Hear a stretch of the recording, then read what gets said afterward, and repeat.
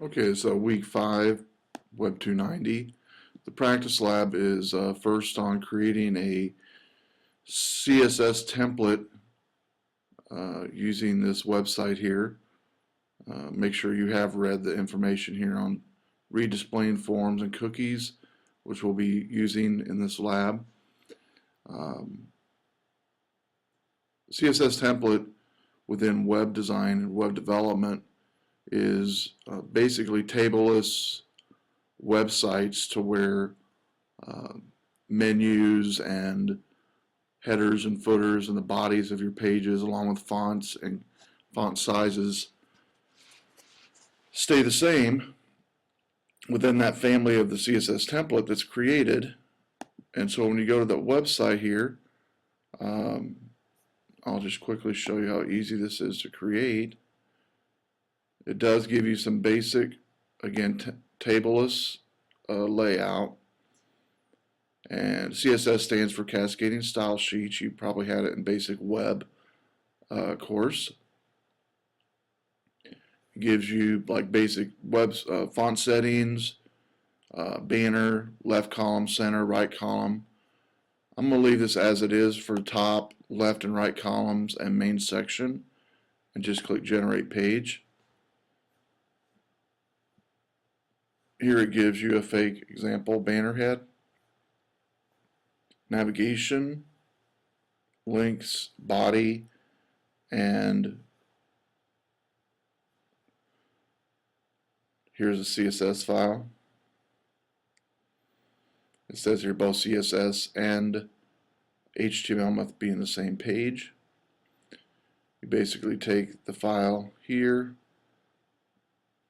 from this line here, from the body, all the way down to this line here and save it as a CSS file. To implement CSS on a website, your tags and your meta tags, it's going to be included here on this line here, referring to your style sheet. So that's the first you're going to do is create a CSS template. Let me go to my folder real quick. Here's my CSS template here.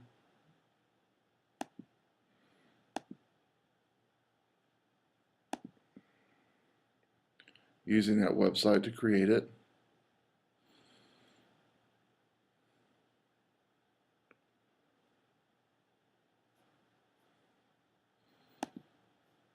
And I also have an image I used in place of the image on the CSS website. That's for the banner. So let's go ahead and get into the code for this one. In this application, we are creating a website in PHP using a CSS template that has a dynamic menu,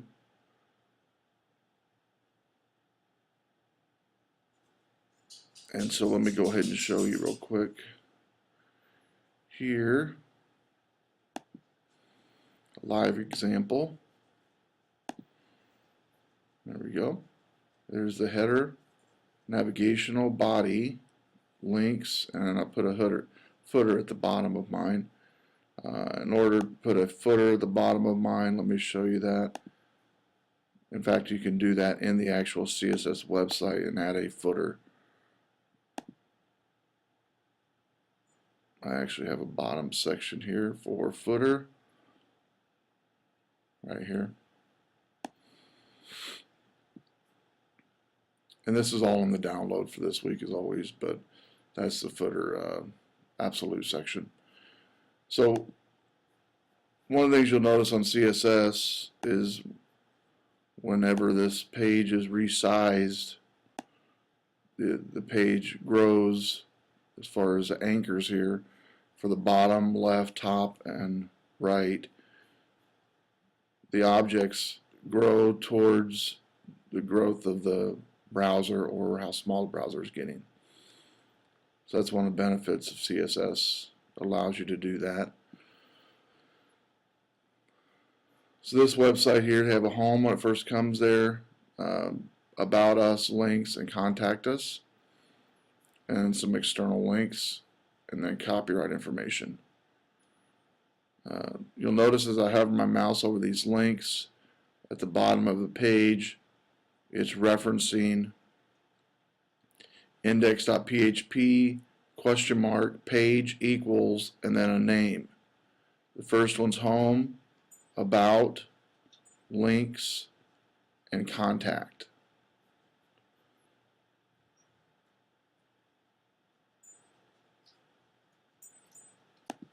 So let's start with the index page.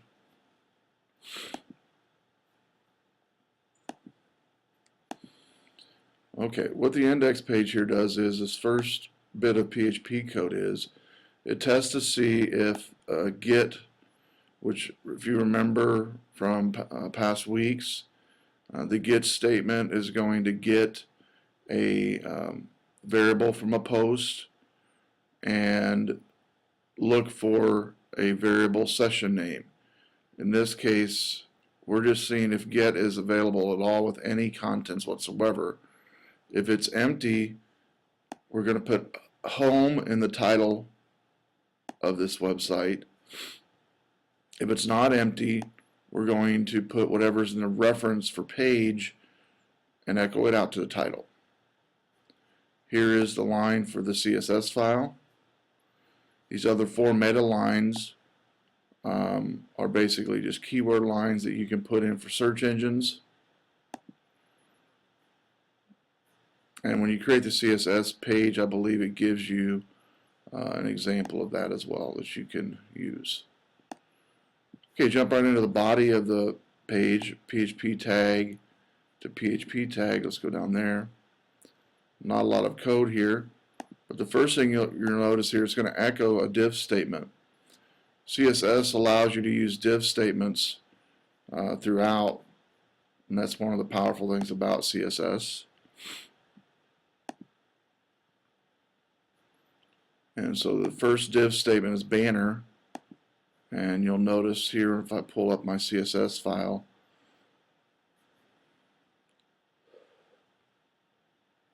it's got a body 1, H1 hover, H2, H3, left, center, and there's my banner. Tells me the absolute, the background, the height, border. So it's referencing the banner div ID. Then I'm including a header.php, which is just simply the image, cconcle.png, and div tag. Anytime you have a div tag, start a div tag, you need to end it. So this whole section here is for the banner, from echo to echo. Next, I'm including the menu, menu.php. Let's look at that. In the menu.php, I've included the banner or the div tag for the CSS, and left contents the section of the CSS. I'm centering it, and here's my links: home, about, link, and contact us. You'll notice on the referencing, index.php question mark, page equals, home, about, links, or contact. And that's actually where you're getting the links here on the left. Okay, going on the index. Next line, I'm testing to see if get is empty again. If it is empty, I'm going to put in the variable page home. If it's not empty, I'm going to put in the variable the reference page, whatever that reference page is that they have clicked on the website, whether it be page equals home, page equals about, links, or contact. Then echoing a div tag for the center content, which is going to be the body. I'm going to center with an H1, put in the actual page itself in the center, and that would be this information right here, this center information right here. That's where the page is being plugged into. And the center content for CSS, again, is going to be found starting with the pound symbol. All the CSS locations are found. Center content is right here. It gives that 77 pixels from the top, background white smoke, margin top 20, left 10, 110, right 130, 1 pixel border, dark blue, and voice family for font.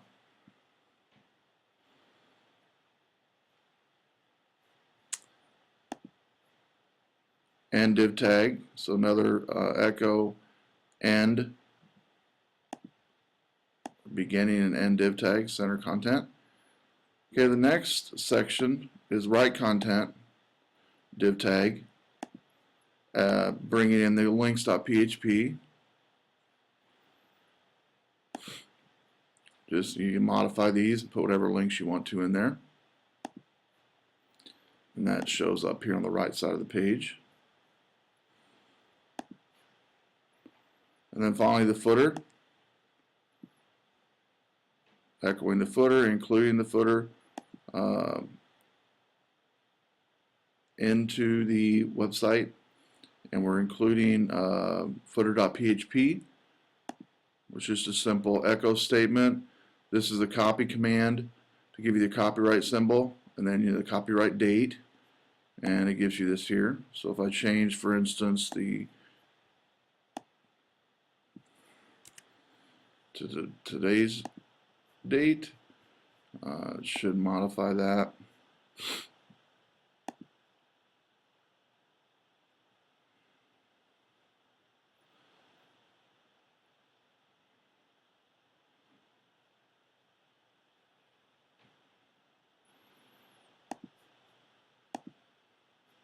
There we go. There's your copyright symbol. So that concludes the lab homework. Again, quite a few files, but as you notice, not a lot of content in most files except for the index and the CSS file. The rest of these are actually just pages that you want to pull in. There's contact, there's about, and these are just the content of the body of the page. You don't need to have any beginning or ending HTML tags, just the actual HTML tags referring to the body of the page. So if you wanted to add a new page into this, you would basically add in a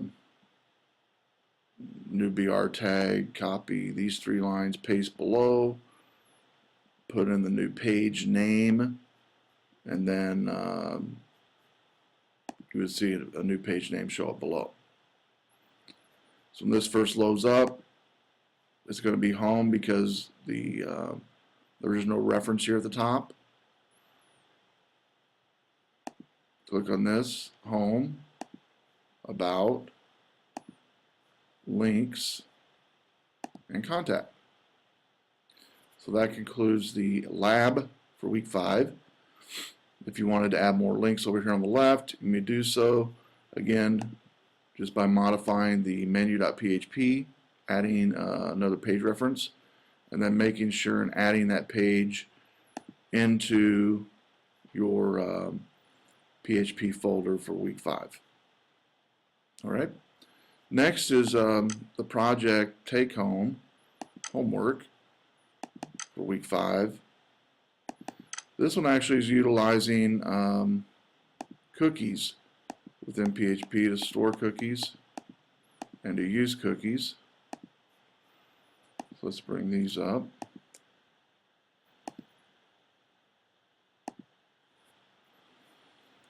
Okay, the index page on this one basically just has a form for the user to fill out, and they have a post to format .php.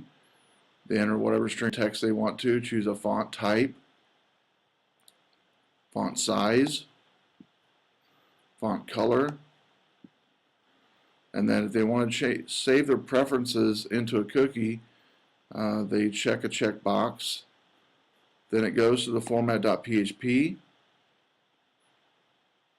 It plugs in the session variable text input from the post text input. Remember here for the top section, I believe, there's text input. Bringing that over.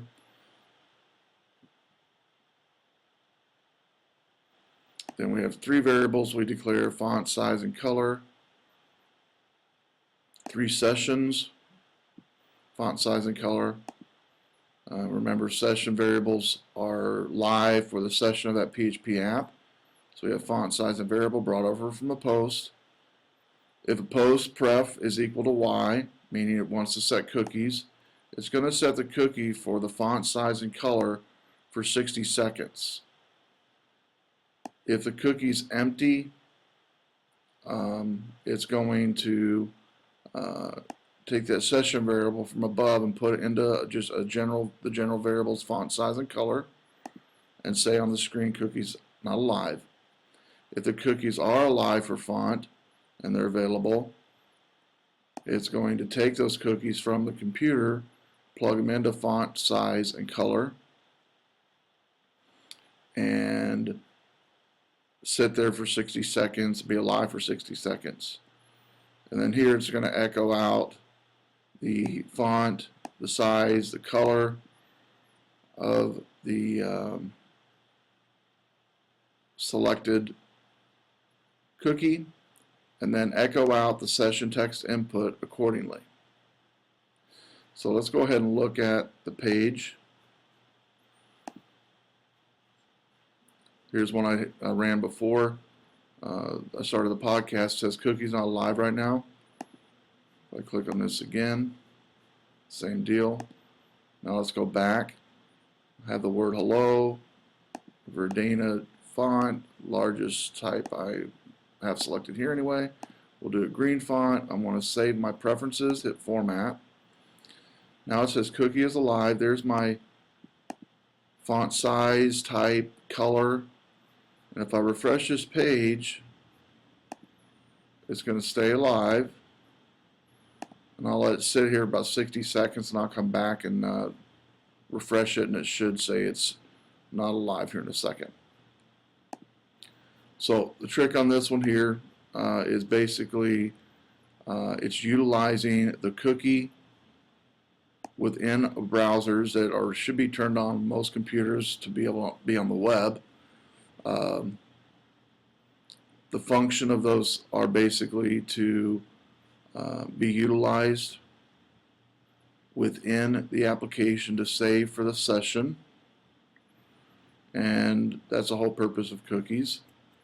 And these cookies are going to be stored locally on the computer with a set cookie, and so if you wanted to up the time or decrease the time, you would do it here. It's just adding in it the set cookie for font. That's the name of it. Then here's the value for the cookie, and then the time it lives on the computer. Pretty simple.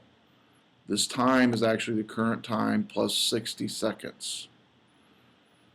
So again, if that post is Y on the website, it will store it. If it's not, it will not store it. Let's see here if it's, there it is, cookie's not alive. All right, it still has in there the variables for the font I brought over here and hello, but this is a variable to determine that cookie is alive or not alive. All right, so go back and do it one more time. Maybe we'll change it to red, and maybe a 2, and maybe Times New Roman. There we go. And again, this will sit there for 60 seconds and the cookie will stay alive for 60 seconds. And after the 60 seconds, the cookie will die and it will say cookie is not alive. So that concludes the take home for week 5, the homework. In the homework, before you do the actual homework, make sure and read Rocks Chapter 2.